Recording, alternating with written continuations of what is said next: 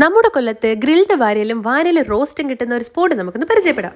ചിക്കനിൽ കഴിക്കാനാണെങ്കിൽ നല്ല ചൂട് തവ റോസ്റ്റും അതിന് കോമ്പിനേഷനായി പുട്ടും അപ്പവും പൊറോട്ടയും ഉണ്ട്. അപ്പം നമ്മളിവിടെ ഓർഡർ ചെയ്തത് വാനില റോസ്റ്റും ഗ്രിൽഡ് വാരിയലുമാണ്. റോസ്റ്റഡ് കാണുമ്പോൾ തന്നെ നല്ല കൊതിയും നല്ലൊരു കളറും ഒക്കെ ഉണ്ട്. പക്ഷെ അത് കഴിച്ചപ്പോൾ കുറച്ച് ഹാർഡായിരുന്നു. സാധാരണ അത്ര കട്ടിയില്ലെന്നാണ് പറയുന്നത്, പക്ഷെ നമുക്ക് കിട്ടിയത് അത്യാവശ്യം നല്ല കട്ടിയുള്ളതായിരുന്നു.